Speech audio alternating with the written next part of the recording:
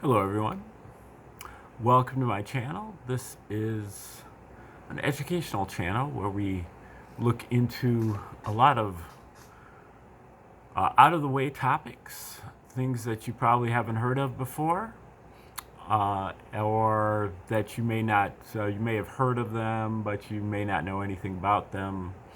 Things I think are very important, but are underemphasized by our educational system. Usually theories of everything, all-encompassing theories that purport to provide answers to any question that you may have. And today is video number 267 that we've done on the reciprocal system of theory, which is a theory promulgated by Dewey B. Larson back in the 20th century. He died back in 1990. Started working on it way back in about 1930.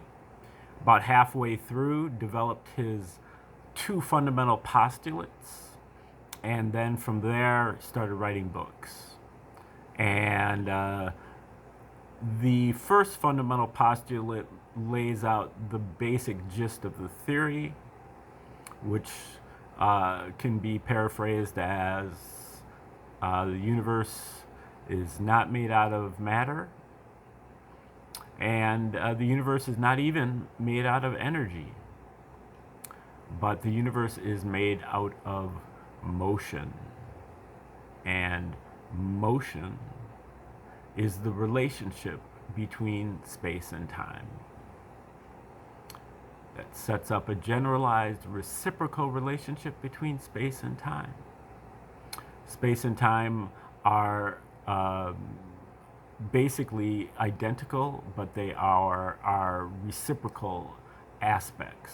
They're reciprocals of each other.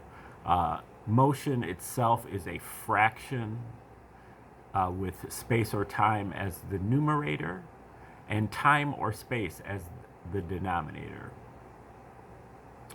But time and space, you know, they basically have the same qualities, and that complicates things a little bit, or provides a few caveats. One is that what Larson calls coordinate time and coordinate space. Space and time both have three, I would say 3 or 4 dimensions, X, Y, Z coordinates. And space and time both have what Larson calls their clock aspects, clock space and clock time. This is a scalar motion. So time, we recognize that time is always getting later and later and later and later. But it is not moving in any particular direction. So that's a scalar motion. A scalar motion is a motion that has a magnitude, but it has no direction or no particular direction. You can envision really, so that was what you would call the progression of time or the flow of time. And you can envision the progression of space or the flow of space with a balloon with a bunch of dots on it. If you blow up the balloon, all of the dots are moving away from each other, but in no particular direction. That is the flow of space. And that was actually observed by the Hubble telescope way back in the 1920s, where it observed that all of the distant galaxies are moving away from each other. So that's what Larson calls clock space, to go along with clock time, the counterpart of clock time. And then the third caveat is the discrete unit postulate. Both time and space come in only chunks, only units. You got to have 1 or 2 or 3 or 4 or 5 or 5 trillion units, but you don't have decimals or fractional units. You either have 1 or 2 or 3 And if you don't have one, you don't have any. So, and if you have exactly 1 unit of space in exactly 1 unit of time, then you have the speed of light. Speed is space over time. Space divided by time. The car is moving 20 miles per hour. 20 miles of space and 1 hour of time. But the speed of light is 1 unit of space in 1 unit of time. And so Larson calls that unit speed. 1/1 equals 1. And 1 is the midpoint of this universe. So the speed of light is the midpoint. And then on the positive side, you would have the cosmic sector, everything that's moving faster than the speed of light. And on the other hand, you have the material sector, everything that is moving slower than the speed of light. And so these three parts of the first postulate. The second postulate is just basically that the universe conforms to the relations of ordinary commutative mathematics. Its magnitudes are absolute and its geometry is Euclidean. This second postulate has been challenged by people like Dr. Bruce Perret, who we will hear from shortly. But that's what it is. It's not nearly as important as the first one. And the first one basically was Larson's jumping off point to make a deductive study. So he said, well, if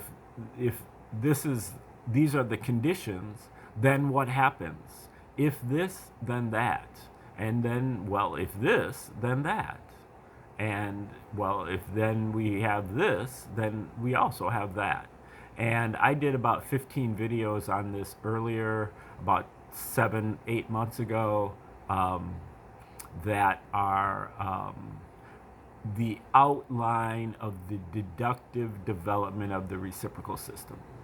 That's a paper that Larson gave that I read into the record here. And so you might want to check that out if you want to follow Larson's progression that led him to write books on atomic physics and chemistry and astronomy and even economics, a lot of metaphysical subjects such as philosophy and religion and psychology.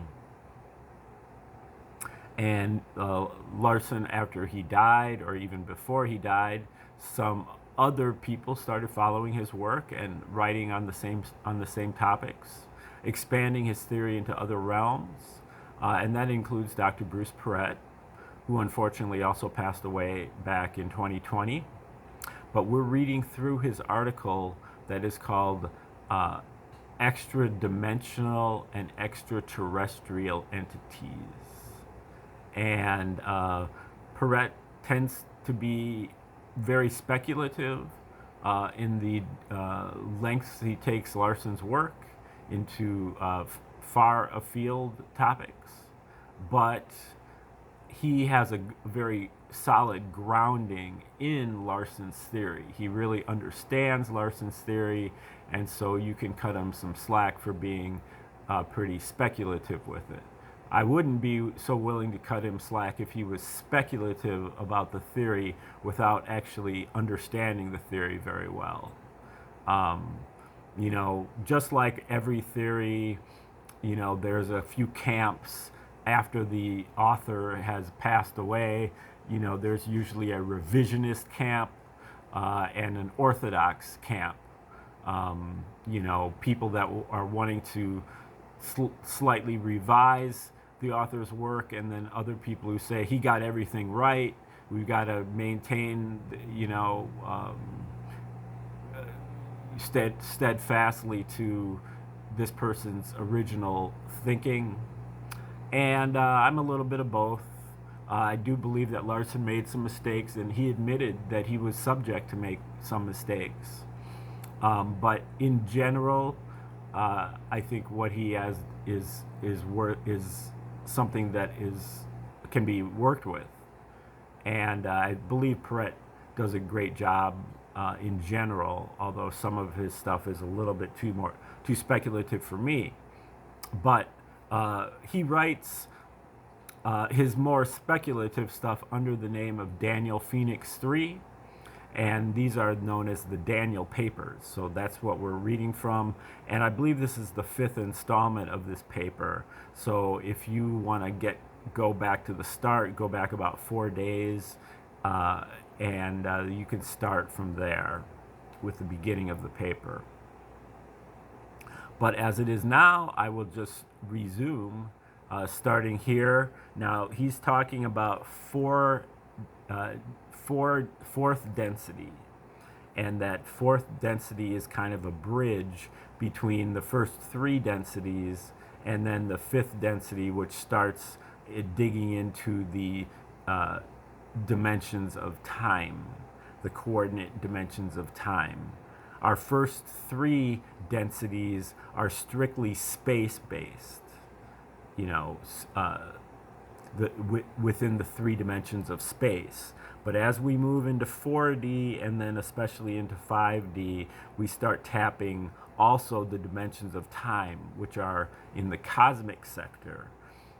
Remember that I mentioned in the cosmic sector, in the material sector, you have 3 dimensions of space and progressing time. In the cosmic sector, you have 3 dimensions of time and progressing space. So to get from the 3rd density to the 5th density, you cross this boundary and move from the material sector to the cosmic sector. Okay, let's let Dr. Perret speak here. Without going into the mathematics of concepts like dimensional reduction, when we interpret space-time as a complex quantity and substitute space for the real component and time for the imaginary component, it shows that the first manifestation of motion, the ratio of space to time, shows up as one-dimensional waves.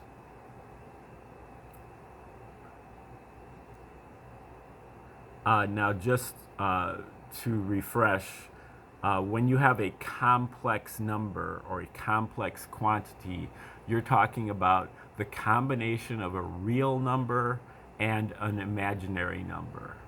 Okay, now if you go back to your high school algebra class or whatever it was, the imaginary number is the square root of -1. It doesn't really exist, but ultimately what it adds up to is a 90-degree rotation.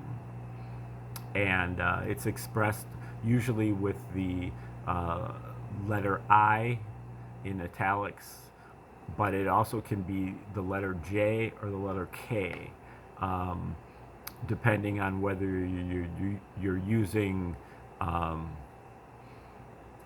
just a complex number or a quaternion or an octonion, I guess. And so a complex number is something like A plus BI. The real number is the A, and the BI is the imaginary number, and they are incommensurable.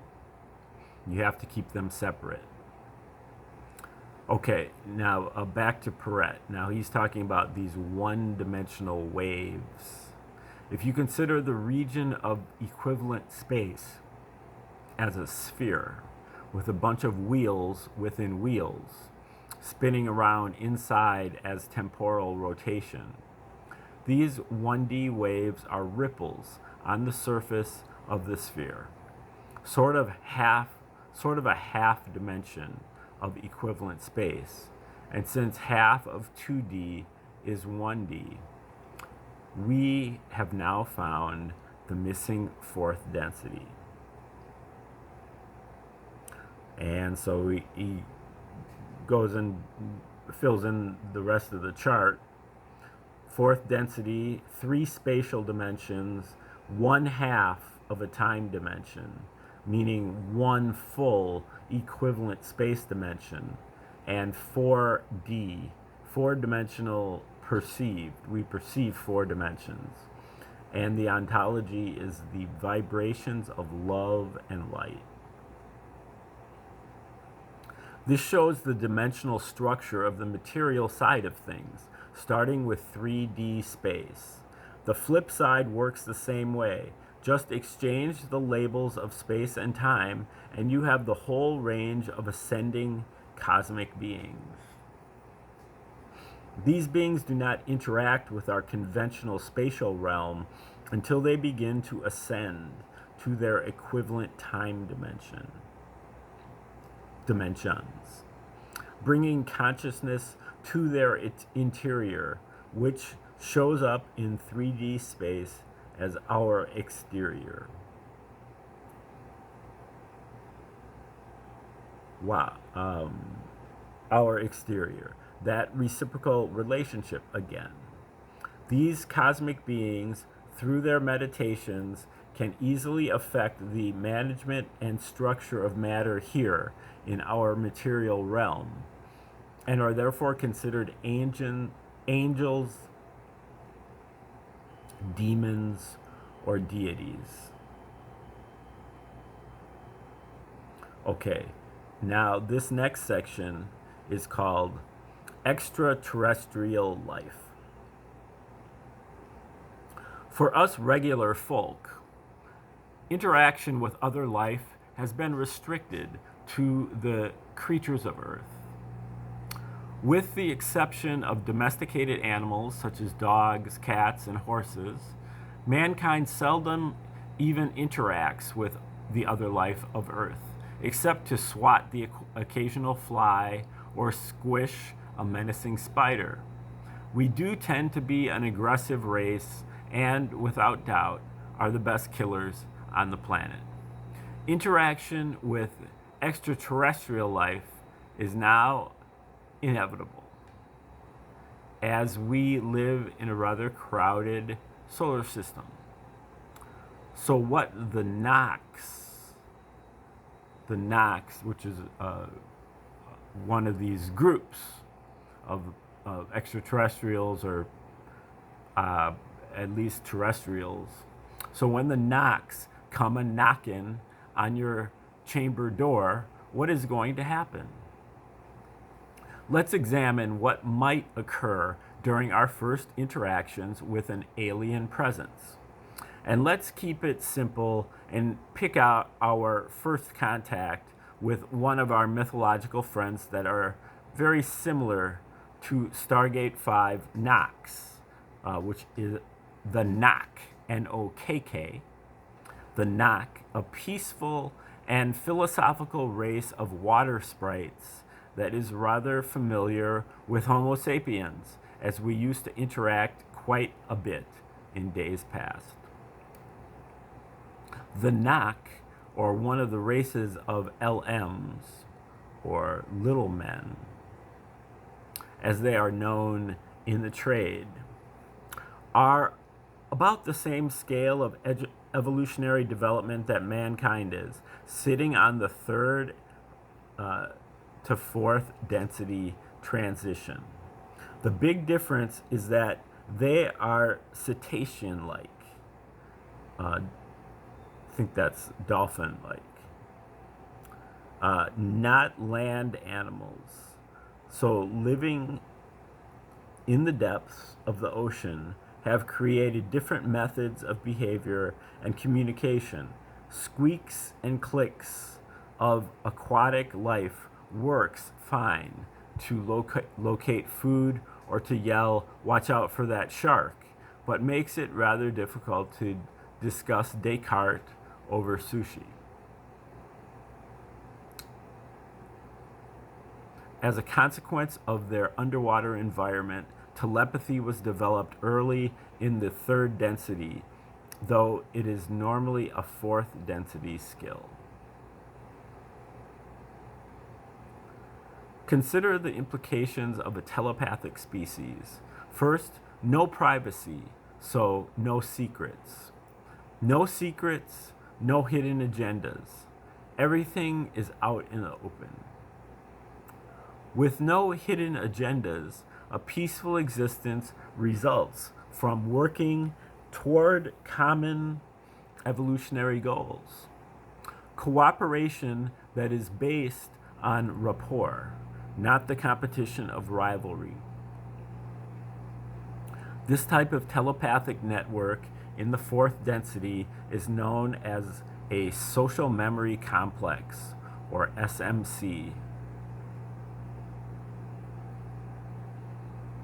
Unlike the second density counterpart of the group mind, the fourth density social memory complex retains the individuality of its members, including unique personalities and unique skills. It is basically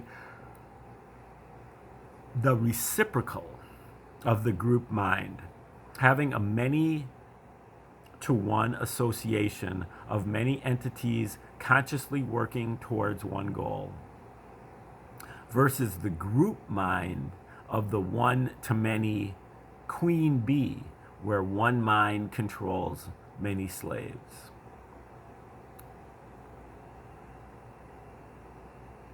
For a human, this can cause some interesting problems. Humans that are telepathic, and there are increasing numbers of them, usually engage in a one-on-one connection with each other. This is relatively safe, and the psychological barriers are effective at blocking the probing of one mind to another. However, when engaging a telepathic species, there exists a type of telepathic ionization level to the interaction. The concept is not that difficult to understand. Suppose you have the thermostat in the house set at 70 degrees and take an ice cube out of the fridge and put it on the counter. You also take the boiling kettle of water off the stove and set it aside. What happens? Before long, you have a 70-degree puddle of water on the counter, and cold tea also sitting at 70 degrees. This is a type of thermal ionization. Apply the same logic. If you walk into a room full of telepathic LMs, there exists a telepathic field that you will be exposed to, which will, in a very short time, pull your psychic skills to their level. One of two things will happen, depending if you're more the ice cube and have to come up to temperature, or the kettle of water and have kettle of water and have to cool down. Okay, that is the end of that section. The next section is called Muggles Meet Albert Einstein. And we will get busy on this next section when we resume tomorrow. For now, that will do it. And thanks for tuning in. Have a great day.